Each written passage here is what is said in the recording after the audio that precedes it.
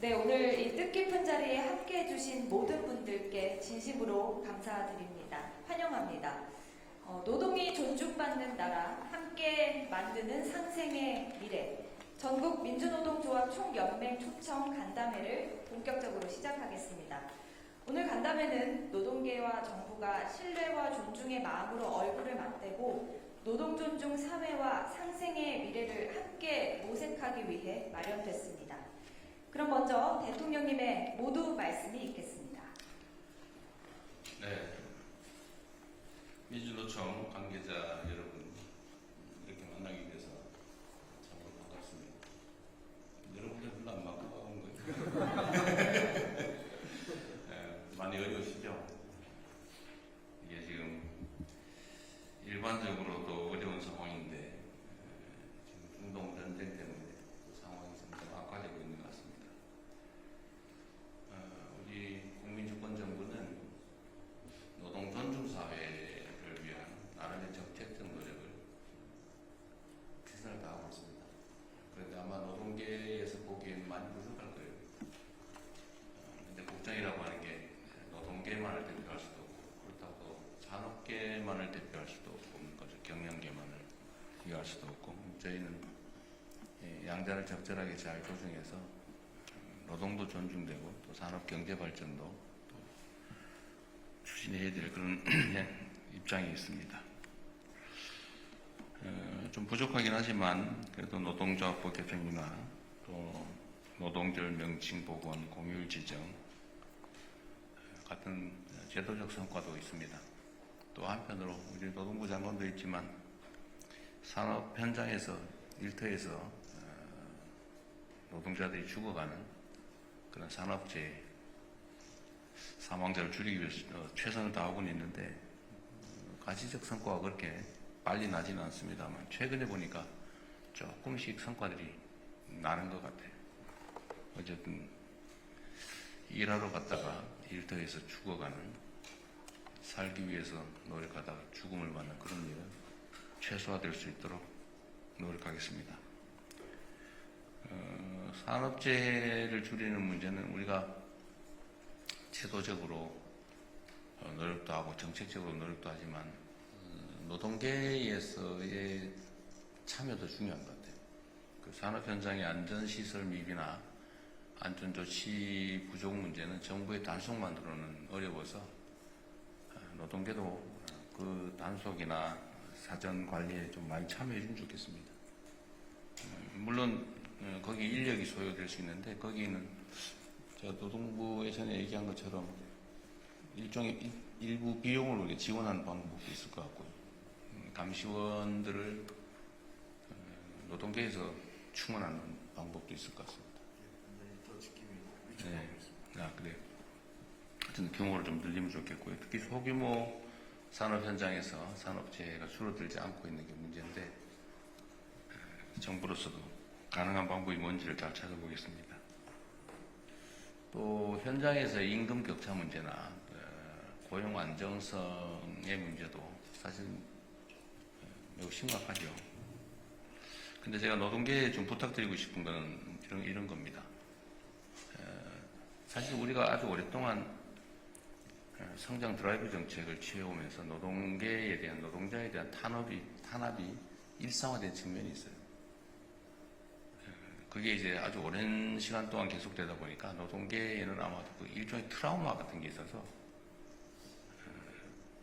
어떤 실용적인 정책 같은 데에 대해서도 본능적인 반감이 있을 수 있습니다. 저는 충분히 이해합니다. 또 한편으로 보면 예를 들면 이런 거죠. 어떤 노동자를 보호하기 위한 정책이 전국적으로는 노동자들에게 전체적으로 오히려 피해를 끼치는 경우가 있어요.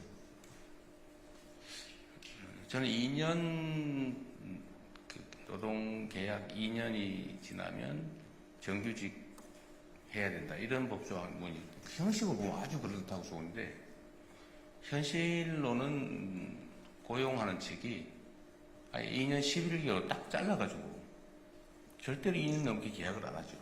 바보가 아닌가 하면. 그러니까 예를 들면 한 4, 5년, 5년, 10년 쓸 부분도 2년 11개월 쓰고 잠깐 쉬었다가 다시 또 2년 11개월 계약하고, 그것도 너무 근접하면은 문제가 될 수 있으니까 그 텀을 많이 길게 주니까 오히려 실업을 강제하는 측면들도 있어요. 근데 이런 문제를 어떻게 실용적으로 해결할지도 고민을 좀 했으면 좋겠습니다. 어제도 제가 그 말씀드렸는데, 노동에 대한 보상이라고 하는 게 정상적이라 해야 되는데, 예를 들면 불리한 조건에 있는 사람을 더 불리하게 만들어가지고 노동 양극화를 심화시킨 측면이 있거든요. 대표적인 게, 똑같은 일을 하는데 정규직에 비해서 비정규직을 훨씬 더 적게 주는 게 상식처럼 받아들여지고 있어요. 제가 어제 그 얘기를 하고 났더니 그 기사 댓글에 보니까, 아니 그 정규직 된 사람들이 힘들게 정규직 됐는데 왜 비정규직하고 똑같이 지급을 받아야 돼? 더 많이 받아야지. 뭐 이런 주장도 있어요. 그게 근본적으로 좀 생각이 다른 거죠. 그게 좋게 얘기하면 능력주의라고 할 수 있는데, 아니 똑같은 노동을 했는데 누군가를 선발을 해가지고 더 많은 혜택을 주고, 그 선발되지 못한 거는 훨씬 불이익을 주고, 이게 이상하잖아요. 이게 근본적인 문제인데, 이제 그 측면, 선발돼서 좋은 자리를 차지했으면 좋은 대우를 받아야 된다. 저는 이게 상당히 큰 왜곡이라고 생각합니다. 하여튼 비정규직이라는 이유로 똑같은 일하고도 덜 받고, 또 비정규의 기간이 짧을수록 더 적게 받아요. 예를 들어 알바는 더 싸지. 이게 완전 반대로 돼야 되거든요. 선진국들은 되게 그러지 않잖아요. 근데 이게 이제 노동의 양극화를 강제하는 측면들이 있습니다. 이런 것들도 저는 끊임없는 대화를 통해서, 그게 상식적으로 그렇게 하면 안 되지 라고 하는 국민적 공감을 만들어야 된다고 생각해요. 지금까지 우리는 대화를 잘 안 했습니다.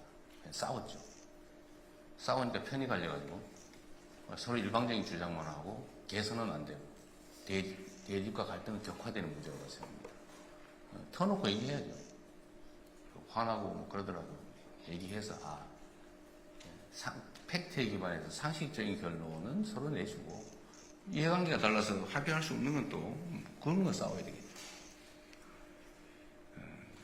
또 그러려면 저는 이 대화를 일상적으로 공식적으로 하는 것도 필요하겠다. 저는 민주노총이 그 사회적 대화 기구에서 아주 탈퇴한 지 오래됐죠. 뭐 이해합니다. 갔더니 뭐 이용만 당하고 말도 못하게 해놓고는 형식적으로 회의 몇 번 하고는 막 마치 대화를 엄청 한 것처럼 일방적으로 결정해서 다수결 해놓고, 이거 화나죠. 그거 가서 그냥 그야말로 들러리, 이거 화나죠. 이거 안 하는 게 차라리 낫겠다. 뭐 그 점도 이해해요. 근데 최소한 우리 정부 안에서는 좀 그러지 않았으면 좋겠다는 게 제 생각입니다. 정부는 아직도 여전히 믿기 어려워서 국회 사회적 대화에 참여하시는 것 같아요.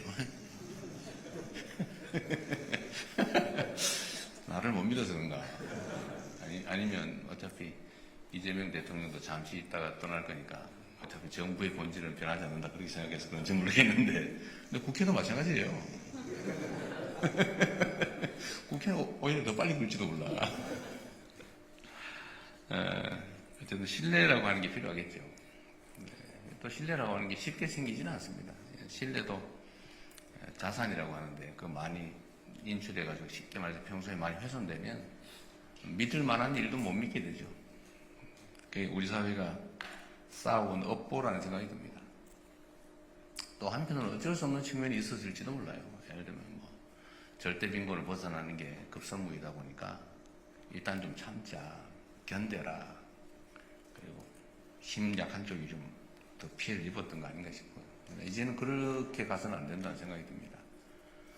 우리도 이제 선진 강국에 반열에 올랐고, 그러면 노동도 존중되고 일터도 안전해야 되고 부당한 양극화도 없어야 하고, 또 그러려면 결국 사회 문화, 사회적 제도를 통째로 바꿔야 되는데, 그러려면 정말 진지한 대화가 필요합니다. 그리고 우리 사회는 이제 합리적인 주장을 받아들일 준비도 되어 있고 충분히 그럴 만한 역량도 있습니다. 사회적 대화에도 여러분들 어렵긴 하겠지만 한번 고민을 좀 더 적극적으로, 능동적으로, 긍정적으로 해주기를 부탁을 드립니다. 노동 문제 해결을 위해서는 이게 노동자들이 처한 본질적인 그 약자성, 약자의 위치라고 하는 게 언제나 문제가 되죠. 해결하는 방법은 전통적으로 역사적으로 증명된 게 있습니다. 조직해서 집단적으로 교섭한다. 안 되면 집단 행동으로 실력을 행사해도 된다. 소위 노동상권이라고 하는 게 헌법에도 보장되고 있는데 이게 이제 단결권이 충분히 확보되지 못하니까 실효적으로 과연 노동상권이 작동하고 있느냐에 대해서는 의문이죠. 저는 요새 그 소상공인들도 좀 집단적 교섭을 허용하고 단체 행동 어떻게 될지 모르겠지만 최소한 단결권은 허용해야 된다. 그러니까 사안별로 납품업체끼리 또는 체인점끼리 아니면 뭐 지점끼리 뭐 이렇게 집단적으로 교섭할 수 있는 기회를 권리를 줘야 된다. 지금 현재는 공정거래법에 의해서 다 처벌되고 있어서 다 금지되고 있죠. 노동자들은 더 본질적으로 약자라서 노동조합의 조직률을 좀 향상할 수 있도록 저는 권장하는 말씀을 자주 드려요. 이게 그냥 종전에는 노동자들이 무슨 조직 활동을 하면 이거 말갱이 취급하고 이거 공산당 아니냐 뭐 이런 식의 그 인식들이 있었는데 그것도 극복해야 되고 또 하나는 정부 차원에서 노동조합의 조직률을 높이기 위한 정책 같은 게 실현 가능한 정책이 있으면 하고 싶은데 잘 생각이 안 나요. 그것도 노동계에서 이런 조치가 필요하다라고 하면 저희가 적극적으로 검토하도록 하겠습니다. 어렵게 만든 자리이긴 한데 앞으로도 좀 자주 오면 좋겠고요. 가능하면 똑같은 취 차원에서 좀 따로따로 보지 말고 한국노총, 민주노총 같이 오면 좋겠어요. 아니, 내부적 경쟁을 하더라도 한국노총, 민주노총도 단결해야 되는 거 아니에요? 내가 물어볼게요. 그래서 저도 이게 따로따로 하면 2번 해야 되는데 같이 할 수 있으면 한 번으로 할 수 있으니까 더 자주 볼 수 있지 않을까 싶어요. 미조직 노동자들이 문제죠, 사실. 또 조직 노동자들은 조직을 통해서 자기 주장을 어느 정도는 할 수 있는데 거의 뭐 80% 훨씬 넘는. 지금 조직률 한 15% 됩니까? 13%. 그래서 한 1%좀 늘었네요. 그래서 80도 한 5% 이상 되는 미조직 노동자들은 정말 오갈 데 없이 개별적으로 어려운 입장에 처해 있는 것 같습니다. 하여튼 고칠 게 많아요, 제 입장에서. 저는 아주 오래전부터 중간 착취라고 하는 거에 대해서 많은 문제의식을 가지고 있습니다. 노동을 제공하고 노동의 대가를 받아야 되는데 중간에 뭐 별로 하는 일도 없이 중간에 상당 부분을 떼는 뭐 그런 시스템이 많이 만들어진 것 같아요. 과거에는 그게 당연히 안 되는 거였는데 그런 것들도 좀 정리를 해야 될 것 같고 더 근본적으로는 소위 사회 안전망 강화, 그 다음에 기업들의 부담 강화, 그리고 거기에 대해서 노동계의 유연성 양보, 이런 사회적 대타협을 해야 된다고 생각합니다. 언젠가는. 물론 이제 이게 불신이 많다 보니까요. 그러면 우리는 어떡하란 말이냐. 그래서 조직 노동자들 입장, 특히 대기업 정규직 이건 조직이 잘 되어 있는 편이죠.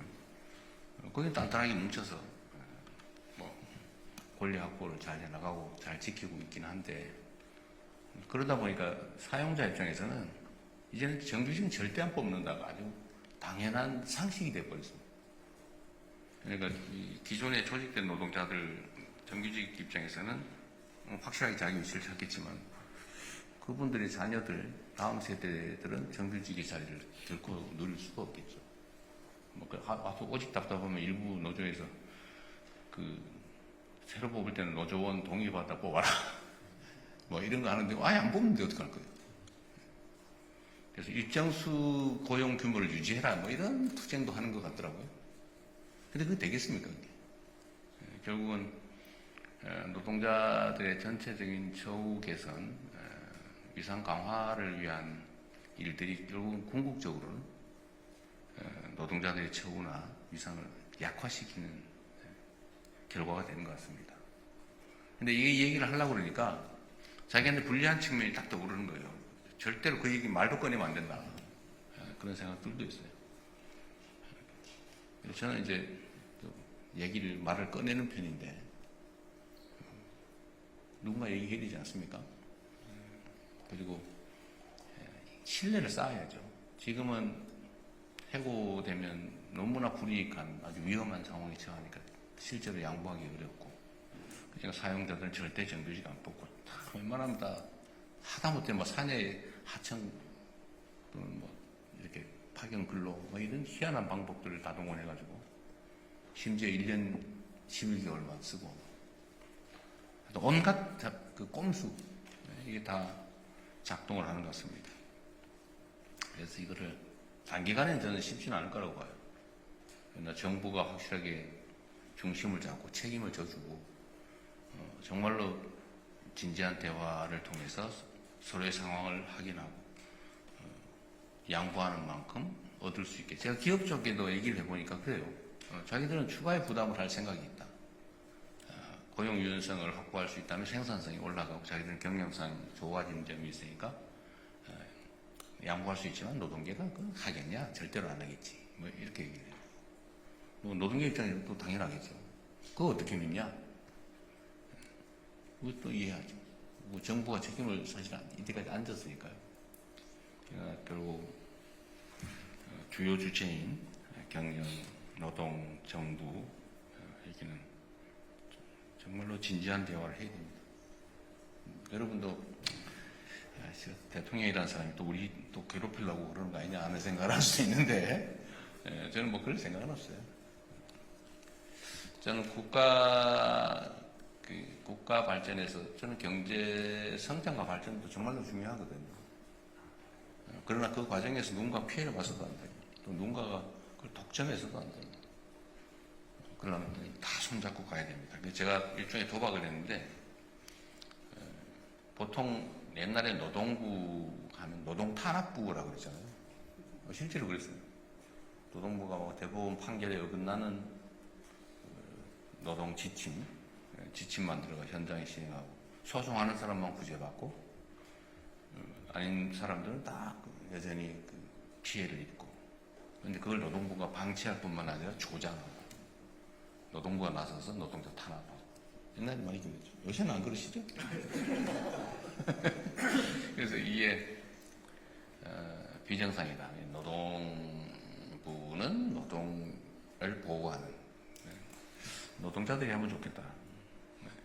그리고 산업부는 또 산업 현장 출신이 하면 좋겠다. 그래서 해놓으면 막 싸우지 않을까 그런 걱정들이 되잖아요. 그래서 제가 그런 얘기했습니다. 장관들끼리 싸우면 현장에서 덜 싸운다. 근데 장관들끼리 안 싸우고 편을 먹으면 현장에서 싸우게 돼요. 사회적 비용이 엄청나게 늘어나는 것이고. 다행히 요새 보니까 두 분이 김정관 장관하고 잘 지내죠? 네, 뭐 진지하게 얘기를 해요. 어제 얘기가 좀 길었는데 오늘도 여러분들 자유롭게 의견 말씀하시고요. 저희가 이미 하고 있는 것도 있을 테고 또 새로운 의견도 있을 거고 우리 정책에 대해서 지적하거나 아니면 비판할 것도 있을 텐데 자유롭게 하십시오. 하시고 다만 제가 이 간담회를 해보니까 너무 말이 길어가지고 내가 지금 말이 긴데 평소에 자주 안 보면 말이 길어요.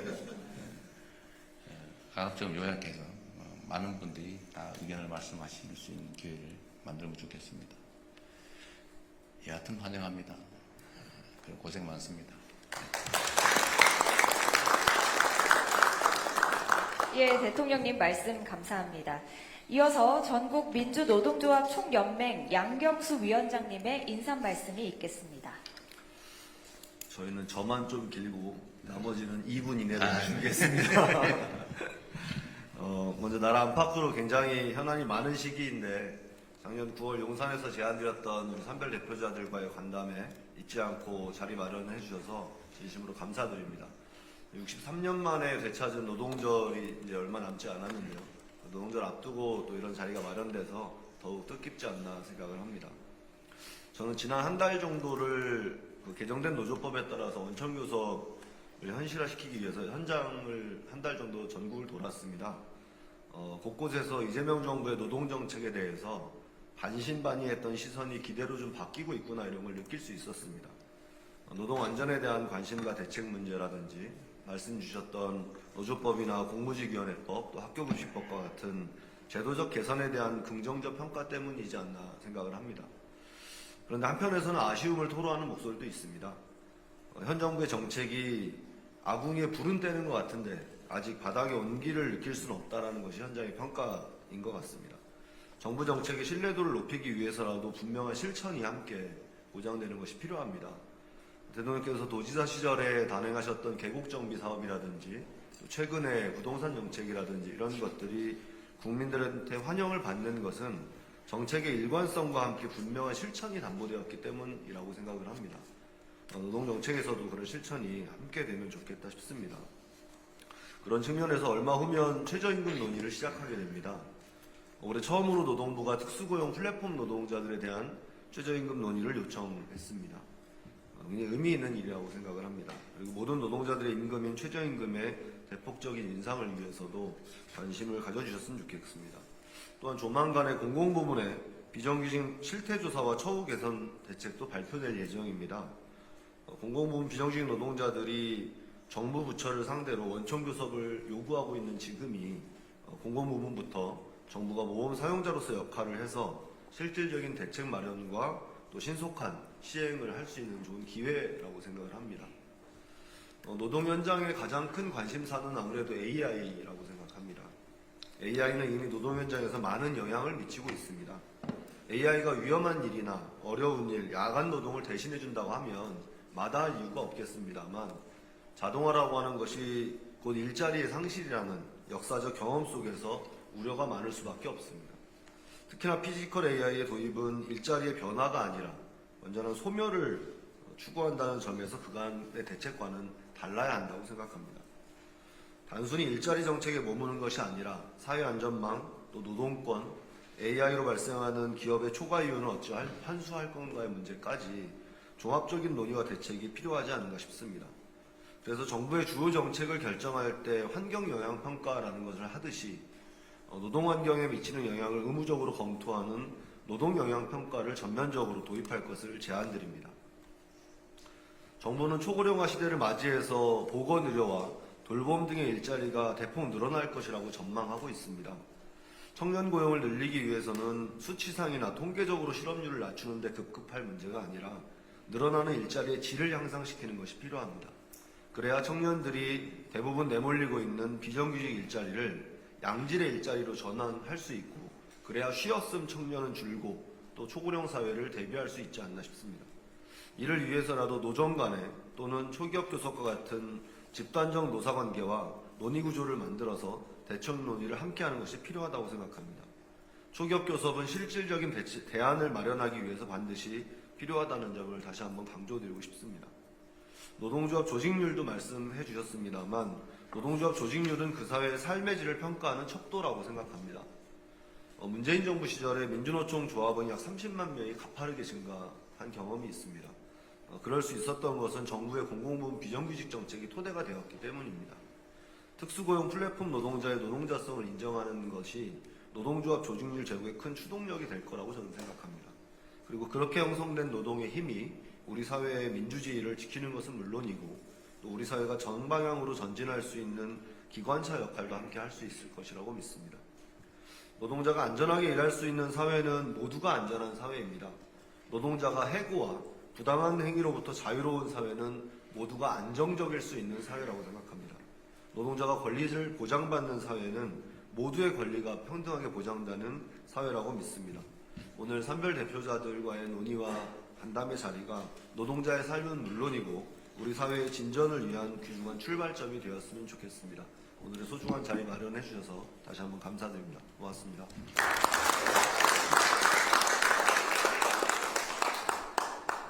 개별적인 우리 위원장님들 말씀 듣기 전에 제가 우리 양 위원장님 말씀에 대해서 일부 의견을 얘기해 주는 게 차이 났겠죠? 네. 뭐다 맞는 말씀이시고요. 인공지능 도입 관련해서는 저도 좀 걱정이 커요. 근데 이거 피할 수 있겠네요. 피할 수 없겠죠. 그래서 대책을 만들어야 되는데 우리는 이제 정부 차원에서 지금 걱정하신 피지컬 AI 도입에 대해서 재정 투입을 해가면서 어쨌든 속도를 내서 우리가 전 세계에서 좀 선도적으로 앞서가자 이런 정책을 가지고 있습니다. 노동 현장에서 뭐 야 이거 노동을 다 대체하는 거를 정부가 밀어붙이면 반노동적으로 보일 수도 있거든요. 근데 이건 피할 수가 없다는 거예요. 이 정부 입장에서는. 그럼 어떻게 대처를 어떻게 할 거냐인데, 하여튼, 이거를 안 돼! 라고 하는 대책이 아니죠. 그럼 피할 수 없습니다. 그럼 어떻게 하자는 그 연구를 노동계에서 좀 해주세요. 아무래도 현장에 있는 분들이 이런 대안이 있다든지 아니면 거기다 뭐 부가적인 대책이 있을 수도 있죠. 그게 뭔지를 노동계에서 논의를 해주면 좋겠어요. 그러면 저희가 그걸 가능한 범위에서 최대한 수용해서 국가 정책으로, 정부 정책으로 만들어 시행을 한꺼번에 하도록 하겠습니다. 중요한 건 그런 거죠. 뭐 이게 이제 일부의 사례이긴 한데 사실 너무 공포감을 가질 필요도 없어요. 왜냐하면 전에 스마트 팩토리라고 하는 거를 너무 문제점부터 했잖아요. 근데 현장의 통계를 보면 생산성이 늘어나는 만큼 고용이 오히려 더 늘었다고 합니다. 왜냐하면 이게 스마트 팩토리를 개선을 하거나 운영을 하거나 아니면 유지를 하거나 아니면 뭔가 하는데 오히려 인력이 더 필요하더라는 거예요. 그리고 그 관리 인력을 새롭게 바깥에서 데려오는 건 불가능하고 오히려 현장에 있는 노동자들을 재교육시켜가지고 그에 맞게 하는 게 훨씬 더 효율적이고 빠르더라는 겁니다. 실제 그럴 수밖에 없죠. 이 숙련 노동자들을 되게 대체하게 되는데 그 숙련 노동자들을 인공지능으로 전환하는 근데 그것도 노동자가 협조를 해야 가능하지. 그것도 끊임없이 개선해야 되거든요. 물론 인공지능 스스로 해나가는 것도 있겠지만 그러나 사람의 도움 없이는 불가능하죠. 기본적으로. 그래서 이거를 인공지능에 대한 공포감도 없애고 인공지능에 대한 지식도 쌓고 어떻게 활용할지 좀 주체적으로 그 일을 오히려 하는 연구를 해야 될 것 같은데 그건 정부에서만 하긴 좀 어려워요. 실제로 현장과 결합해가지고 같이 연구하고 만들어가야 되거든요. 특히 피지컬 AI는 더더욱 그런 것 같아요. 숙련 노동을 로봇으로 대체하는 거잖아요. 그럼 노동자들의 협조나 관리 없이 불가능합니다. 그래서 그 부탁을 한번 드리고요. 이 회피할 게 아니라 오히려 적극적으로 대응을 했으면 좋겠다. 노동계가 필요하면 우리도 뭐 재정이든 인력이든 다 함께 지원하면 되니까요. 그래서 현장의 시각으로 인공지능 도입에 대해서 공동 대응을 해 나가면 좋겠습니다. 그 하나 부탁을 드리고요. 또 한 가지는 이제 이 세상 사람들이 가진 오해인데 지금은 많이 없어지긴 했는데 여전히 있어요. 노동자들이 파업을 해가지고 극한 투쟁을 해가지고 회사를 망하게 한다 그런 인식이 있지 않습니까? 회사 망하게 하면 지 일자리도 없어지는데 그럴 사람이 어디 있어요? 그러나 그렇게 오해하기도 하고 그렇게 선전하기도 해서 그런 인식들이 여전히 좀 남아 있습니다. 그리고 실제로 그렇게 발전하는 경우가 있어요. 정말 극단적으로 악화돼가지고 감정이 악화돼가지고 차라리 뭐 망해버리자 해가지고 실제로 폐업하고 가버리는 데가 있어요. 사업 유지가 가능한데 노동자들은 회사에 대한 애정은 그냥 증오심만 있고 회사도 노동자들에 대한 적대감이 워낙 크다 보니까 아예 차라리 문 닫다 버리자 이런 경우가 없지 않잖아요. 뭐 그런 경우도 있고 또 여타의 이유로 회사들이 이제 사업을 더 이상 안 할 경우에 노동자들이 인수해서 난 그 사업을 할 수도 있다고 생각하고 그걸 좀 권장했으면 싶습니다. 제 생각에는. 그리고 뭐 아시겠지만 제가 국가의 공공 서비스 위탁 사업들은 가급적이면 제가 성남에서 했던 청소 용역회사처럼 사회적 기업 노동조합, 사회적 노동조합 차라리 이런 데에다 좀 맡기도록 유도해 가다가 나중에는 그게 좀 자리를 잡으면 법정화할 생각도 있어요. 근데 지금은 아직은 아닙니다. 이게 충분히 준비되어야 되죠. 그래서 노동자들의 그 사업 인수도 좀 노동계에서 좀 논의를 해주면 어떨까 싶어요. 우리도 정부 차원에서 좀 적극적으로 지원을 할 생각입니다. 이게 경제 부문 분야에서 협동조합의 비중을 좀 늘려야 되거든요. 근데 이게 하나의 방법일 수도 있을 것 같습니다. 그리고 마지막으로 아까 제가 잠깐 말씀드렸는데 이것도 한번 고민을 많이 해주십시오. 그런 요구가 많아요. 2년제를 정하고 있는 법이 뭐죠? 기간제법. 기간제법. 네. 그게 이제 결국은 2년을 넘는 경우에는 상시 고용으로 전환하기 위해서 만든 법인데 사실은 이제 2년 이상 절대 고용 금지법이 되어버렸어요. 이거를 좀 현실적으로 대안을 좀 만들면 좋겠다. 논의를 좀 하면 좋겠다. 이게 보호하자고 하는 게 사실은 보호는 그냥 방치 강제법이 되어버렸어요. 그 얘기를 좀 부탁을 드리고요. 우리 다른 분들 의견을 좀 듣도록 하겠습니다.